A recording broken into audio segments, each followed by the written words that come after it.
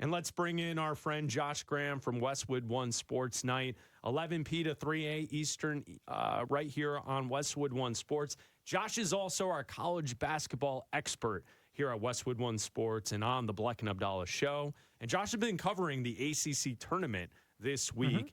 So, Josh, as we bring you in, welcome, and thank you for taking time for us. The one thing that Abdalla and I were talking about earlier on the program is what the Big 12 is up to with their court.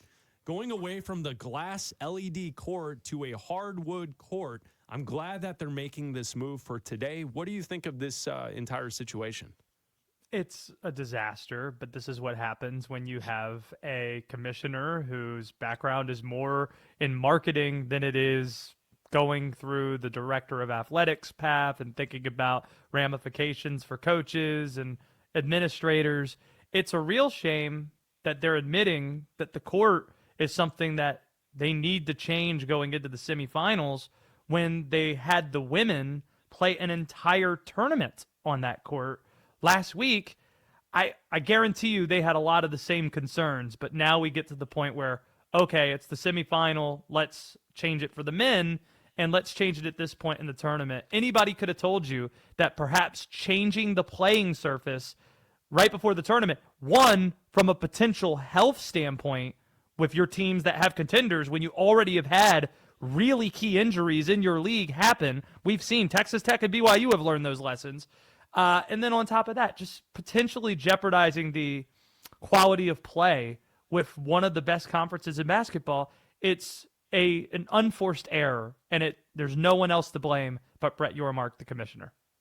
Yeah, and you could see the coaches were pretty upset about it yesterday. You're covering the ACC tournament. Duke survived yesterday, a bit of a scare from Florida State. I am Duke. I'm Duke. I'm Duke. I'm Coach I'm K. Duke. I'm Coach Duke. K. I I run the survived organization. yesterday. I made it through. I will give What's Caleb your Foster my major? foot. What's your major? What's your major? Caleb Foster can have my foot. So speaking of Caleb Foster, they obviously felt that yesterday. How far can they go without Caleb Foster? Are they going to be able to survive without him for as long as he's out, if he's out the entire tournament?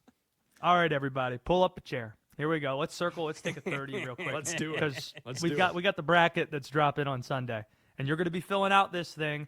And I guarantee you might be looking at betting odds and see that Duke, I am Duke, plus 300 is the betting favorite. Michigan's right behind them. I think the mistake we make with this tournament, guys, is that we think about the NCAA tournament in ways that we think about the NBA. In terms of, all right, I'm just going to pick the best team. But the format, it can't be emphasized enough how much different the format is. I understand why Michigan and Duke are the best ranked teams because they have the best resumes. And if it was the NBA format where you win best of 7 series to advance, then those teams probably would be the team cutting down nets. The problem is the college format is you have to win 6 in a row. And on top of that, no other sport does this. All throughout the year, you're playing in college gyms, and then you might play a few games in NBA gyms, and you have that in the Sweet 16 and the Elite 8.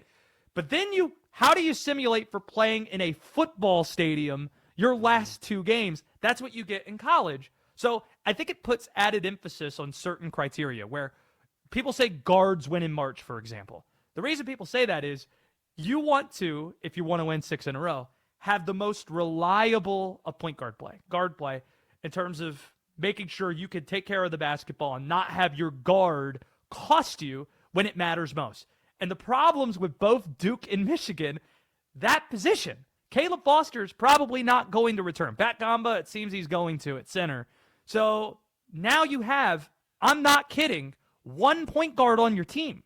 It's Caden Boozer. If he gets in foul trouble, or if he gets hurt, God forbid, Duke does not have a point guard. Their next best option at point guard is having Cam Boozer play point forward. Not a joke. And then there's Michigan. Elliot Cadeau was not a reliable point guard in 2 years at North Carolina. This year he's had his problems too. And their 6th man and backup point guard, LJ Kaysen, tore his ACL 2 weeks ago. So that's a position you look at and say, oh man, you're just inviting disaster at some point. Like when I get to filling out my bracket on Sunday, and I don't know who I'm going to pick because obviously it depends on matchups, I can tell you with a lot of certainty, I'm not picking Duke to cut down nets, and I'm not picking Michigan either. And those are the two teams with the best odds and could probably speak to the fact that this year's tournament is going to be a lot more different than what we saw a year ago, which was super top-heavy. Josh Graham joining Bleck Abdalla here on Westwood One Sports. Okay, so then the follow-up to that question, Josh, is who are you picking to win the tournament? I know that the brackets are not out. We don't have the full seeding. I know bracketology does a pretty good job each and every year predicting where teams will land within the bracket when we get there on Sunday night. But who right now are you saying is your favorite to win the title? See, I've got a Midwest flavor today, joining you guys in Chicago. And then I didn't even know we had Culver's down here in North Carolina. Grab some. So let me just do the thing that people do on the internet as memes. Take a big old sip of this Culver's here. And let me tell you the answer to that question. There are three teams that check a lot of the boxes that I look at. And really two have emerged because UConn was one of the ones I had there. Guards, but the Big East hasn't been good this year. And UConn just can't help itself losing to bad teams, including to an 11-19 Marquette team last weekend when you had the full week off and a lot at stake, the regular season title in the Big East. I look at Arizona, I look at Houston. I love both these basketball teams. I do. Honestly, the team I like the most is Houston because when I think about what I want in my NCAA tournament team, my NCAA tournament contender, I want somebody who's been through the tournament and understands what we just described. Oh, going from NBA arena to going to a football stadium. Who understands that better than Houston that went to the national championship game last year, almost won it, beat Duke. I am Duke. And you got Uzan back. You've got Emmanuel Sharp. You have three Tugglers back. You got guys on that team that were contributors a year ago who are back. And you got a top 5 pick in the draft who happens to play point guard in Kingston Flemings. And I love Kelvin Sampson as a coach, and defense is very important too, especially if scoring's at a premium in tournament games. That's the team I have circled most, but Arizona is the one team you point to that it's really difficult to find any holes in their roster and in their game. Josh, you might have answered this when I asked you about Duke, and you said Michigan as well, but who's the most overrated team in this year's tournament? Oh, boy.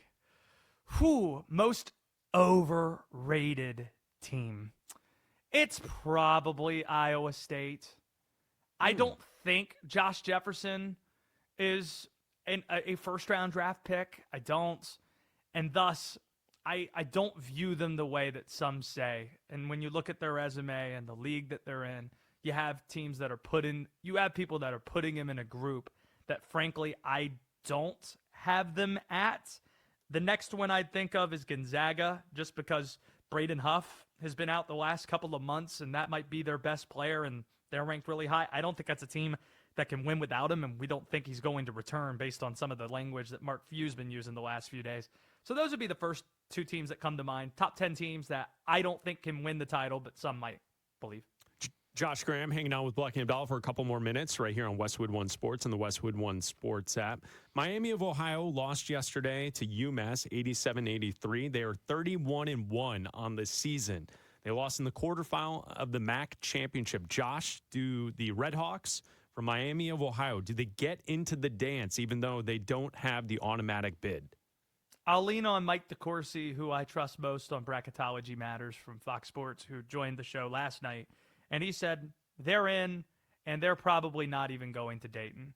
But it would be, if this really is being viewed as a TV show, what would be better than having them essentially play a home game in Dayton and figuring out a way to get Auburn in, and Bruce Pearl would be working it for TNT and Turner, having him in the building watching Auburn play Miami of Ohio.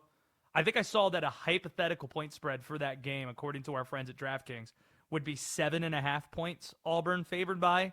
I think that would be what's best for the sport. If you want to make the first four fascinating, super interesting, have that. Does it mean it's right to put Miami of Ohio in the first four? No, but I don't think there really is much doubt that they're going to be in the field, because if they're not, then that dramatically changes the way we think about the sport. Not just this tournament, but the sport, that you leave out a 31-0 unbeaten regular season team because they lost a conference tournament game. Yeah, that was going to be my question to you. What do you think is more likely?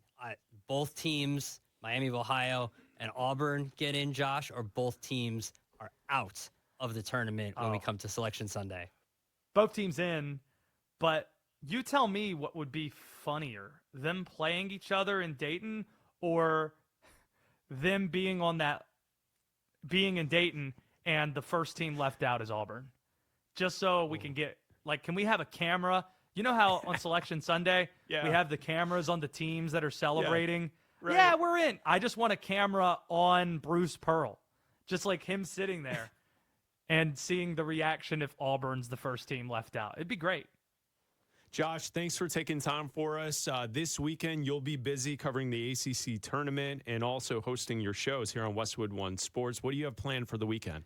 So I'm going to be inside Spectrum Center from 4 to 7 p.m. tomorrow doing the show, and I'm excited to do that. And tonight, I just learned the great Speedy Claxton, the head coach of the Hofstra Pride that has not been in the tournament since Speedy Claxton was playing for them in 2001 when Jay Wright was the coach. He's going to be joining us tonight, the head coach of the Pride at his alma mater, dancing again. So we look forward to catching up with him as well. Awesome. Thank you, Josh. We'll talk to you next week. Later, guys. There is Josh Graham, Westwood One Sports Night, 11 p to 3 a Eastern, right here on Westwood One Sports. Josh knows college basketball. He's our college basketball expert here on the Bleck Abdalla Show, and he is fantastic. Yeah, absolutely. I think the best, this is the situation. Like we talked about in college football, it's like, why don't you just have them play and figure out who should get in?